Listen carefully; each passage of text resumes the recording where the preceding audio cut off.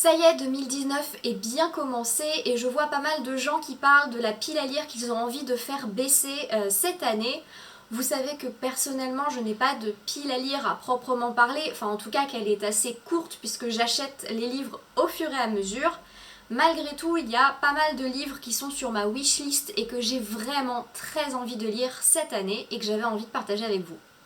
Le premier livre, c'est La mythologie viking de Neil Gaiman. Je pense que je vais le lire très bientôt en ce début d'année parce que ça fait un moment quand même que je vous en parle et que je vous le montre. J'adore la mythologie viking, j'adore Neil Gaiman. A priori, là on est vraiment dans des contes et légendes qui vont me plaire, qui en plus apparemment sont assez fidèles à l'original, j'ai envie de dire, à la mythologie originelle. Donc je pense que ça va beaucoup me plaire et j'ai vraiment très hâte de le commencer.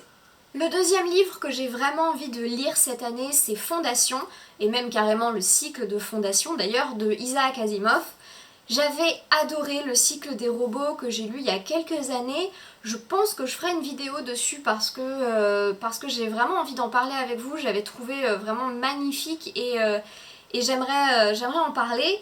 Et donc cette année, j'aimerais énormément lire Fondation parce que j'aime tellement la plume de l'auteur, j'aime tellement l'univers qu'il propose que ça me tente. En plus de ça, là j'aimerais cette année essayer de lire un peu plus de science-fiction que l'année dernière, parce que l'année dernière j'ai été très fantasy. Là j'aimerais lire un petit peu plus de science-fiction pour varier un petit peu les plaisirs. Et Fondation me paraît vraiment la suite logique et ça fait hyper longtemps qu'il est dans ma wishlist. Donc je pense que 2019 ça va être l'année où je vais concrétiser et enfin lire Fondation. Pour ceux qui ne connaissent pas du tout Fondation, ça se passe je crois à peu près 22 000 ans dans le futur. Il y a un empire qui a été fondé, des bases solides, et il y a un mathématicien, Henry Seldon, qui fait de la psychohistoire, je crois, ça s'appelle. Et en gros, il dit qu'il peut prédire l'avenir grâce aux mathématiques. Donc c'est à partir de là, en fait, qu'il va prédire apparemment la chute de l'empire et qu'il va mettre en place des choses pour éviter la chute de cet empire, ou en tout cas ce qu'il faut pour bâtir un second empire.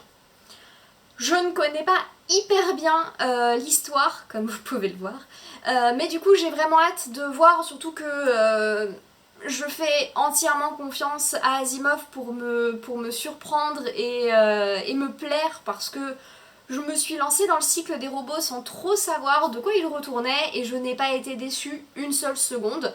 Donc Fondation, je pense que ce sera pour 2019. Un autre livre que j'ai vraiment envie de lire, c'est Druide de Oliver Perru. Celui-là, il a été conseillé par tellement de gens autour de moi, il a été lu et adoré par tellement de gens que je connais, que je commence à me dire que je vais bien être obligée de le lire à un moment, et surtout il commence à me faire vraiment envie.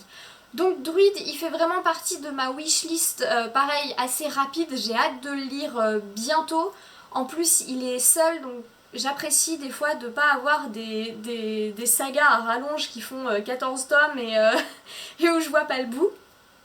Donc je suis plutôt tentée par ça. Mais clairement celui-là, je sais que c'est une histoire un peu policière, au final c'est une enquête dans un monde de druides, dans la forêt. Je n'ai pas tellement d'infos en fait sur le livre et je n'en veux pas trop. Parce que justement j'ai envie de me laisser surprendre et j'ai envie de voir de quoi il retourne. Donc Druide, pareil, ma wishlist et j'ai vraiment hâte de le lire et de voir si ça me plaît. À la fin de l'année 2018, j'ai lu L'héritage des rois passeurs de Manon Fargeton que j'avais acheté au Salon du Livre et de la Presse Jeunesse de Montreuil dont je vous avais parlé. J'ai adoré, je vous en parlerai dans un point lecture bientôt, mais j'ai adoré. Il a manqué pas grand chose pour que ça soit un gros coup de cœur, mais ça je vous en reparlerai. En tout cas, il m'a donné envie de lire l'autre tome qui se passe dans le même univers, c'est-à-dire Les Illusions de Saveloar, qui est, d'après ce que j'ai compris, en fait un préquel qui se passe donc dans l'univers des magiciennes, là où les magiciennes se trouvent, parce qu'en fait il y a des magiciens dans cet univers, mais les femmes qui ont des pouvoirs n'ont pas le droit en fait de les garder, donc elles partent ailleurs pour se protéger, et donc dans cette ville qui s'appelle Savloar, et je suis très contente de retrouver ces personnages là, enfin en tout cas cet univers là, d'entendre peut-être parler de certains personnages qu'on voit dans l'héritage des rois passeurs. En tout cas celui-là il fait aussi partie de mes lectures que j'ai envie de faire assez rapidement dans l'année, parce que j'ai hâte de connaître en fait la suite, enfin en tout cas l'autre pan de cet univers que j'ai beaucoup apprécié dans l'héritage des rois passeurs. Un autre livre que j'ai vraiment envie de lire parce qu'il m'a été conseillé par un nombre incalculable de personnes, à peu près les mêmes que celles qui m'avaient conseillé l'héritage des rois passeurs d'ailleurs, c'est Le Nom du vent de Patrick Rothfuss, que j'ai vraiment envie de lire. Là pour le coup, je vais vous avouer quelque chose, je n'ai pas la moindre idée de quoi ça parle. Et j'ai pas envie de savoir. Ça fait partie de ces livres où je n'ai aucune envie de savoir de quoi ça parle, j'ai juste envie de le lire. D'après ce que j'ai compris, donc c'est une trilogie composée de 3 bons gros pavés. Donc celui-là, je pense que je me le réserve pour un peu plus tard dans l'année. Mais en tout cas, j'ai vraiment envie de le lire et j'en ai tellement entendu du bien que j'ai hâte, même si je pense vraiment, comme je vous disais, que je vais attendre un petit peu pour m'y mettre et essayer peut-être d'écouler d'autres lectures avant. Cette année, j'aimerais aussi beaucoup lire Comment le dire à la nuit de Vincent Tassi. Je n'ai lu aucun roman de lui, donc ce serait une première pour moi, et pareil, j'en entends tellement de bien de sa plume, de sa manière d'écrire, que j'ai vraiment très envie d'essayer et de m'y mettre. Donc je pense que Comment le dire à la nuit va être ma première découverte de Vincent Tassi, et j'ai hâte de voir ce que ça va donner, parce que j'ai l'impression que donc ça parle de vampires, d'amour, pareil, je ne sais pas exactement de quoi il s'agit, mais j'en ai entendu beaucoup de bien, toujours des mêmes personnes en qui j'ai confiance, et qui parlent de livres autour de moi, et qui du coup en général me donnent beaucoup d'idées, et détruisent mon compte en banque. Clairement, vu ce que j'en ai entendu, je pense que c'est un roman qui va me plaire, ou en tout cas une ambiance qui peut m'intéresser, donc j'ai vraiment hâte de l'essayer celui-là aussi. Un autre livre que j'ai vraiment envie de lire cette année, c'est Sorcière de Mona Chollet. Celui-là, il me tient vraiment à cœur parce qu'il y a quelques temps dans une vidéo, je vous disais à quel point j'avais du mal avec les essais. Que c'était toujours un vrai calvaire pour moi de lire des essais parce que j'arrive pas à me mettre dedans, j'arrive pas à rester concentrée, je m'ennuie comme un rat mort, donc du coup j'avais beaucoup de mal avec ça. Mais récemment j'ai eu une petite conversation avec ma cousine Sophie, toujours la même, qui l'a eu pour Noël et qui m'a dit qu'elle le trouvait justement très fluide pour un essai, facile à lire, donc je crois que je vais m'y mettre. Il me faisait vraiment envie mais j'avais peur d'être vraiment rebutée par l'aspect essai. Mais apparemment, je pense que ça peut le faire pour moi. Donc cette année, j'aimerais lire celui-là. Surtout que c'est un livre sur un sujet qui me plaît, qui m'interpelle, qui m'intéresse.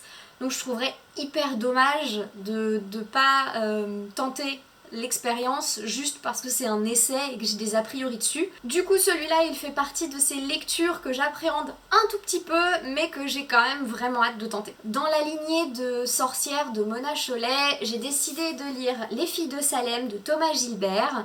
Il s'agit d'un livre, donc un roman graphique sur Salem justement, donc on suit une jeune fille qui s'appelle Abigail Hobbs je crois, qui a 14 ans, voilà, et j'ai hâte de savoir la suite, j'ai hâte de savoir ce qui se passe, j'ai hâte de connaître l'histoire.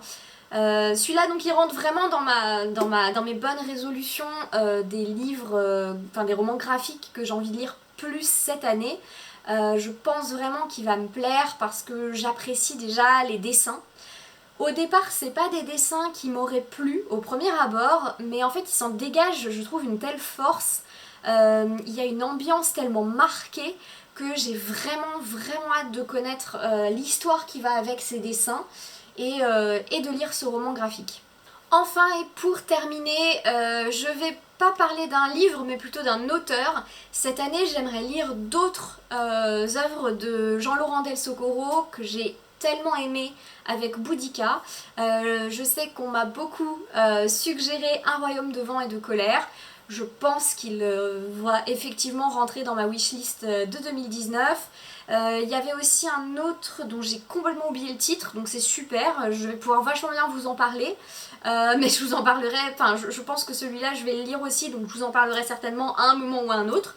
Mais en tout cas voilà, là c'est plus un auteur que j'ai envie de lire qu'un livre en particulier, parce que j'ai tellement aimé sa plume et j'ai tellement aimé ce qu'il arrivait à faire passer avec les mots que j'ai vraiment trop hâte d'essayer de lire d'autres romans de lui et de voir ce qu'il a fait d'autre pour mieux le connaître. Voilà, cette vidéo sur mes indispensables, mes lectures indispensables de 2019 touche à sa fin. Il n'y a pas énormément de livres finalement dans cette wishlist slash pile à lire, mais c'est pas très grave parce que comme d'habitude je vais faire plein de découvertes au cours de l'année et je serai hyper contente finalement qu'il n'y ait pas trop de livres dans mes indispensables parce que ça va laisser de la place à plein d'autres. Je vous retrouve la semaine prochaine avec une nouvelle vidéo, normalement dans un autre décor que celui-ci, parce que j'aurai enfin mon trépied et que je vais pouvoir chercher dans quelle partie de mon vaste appartement, studio, je peux faire mes vidéos. Et en attendant, je vous souhaite une excellente semaine et je vous dis à très bientôt.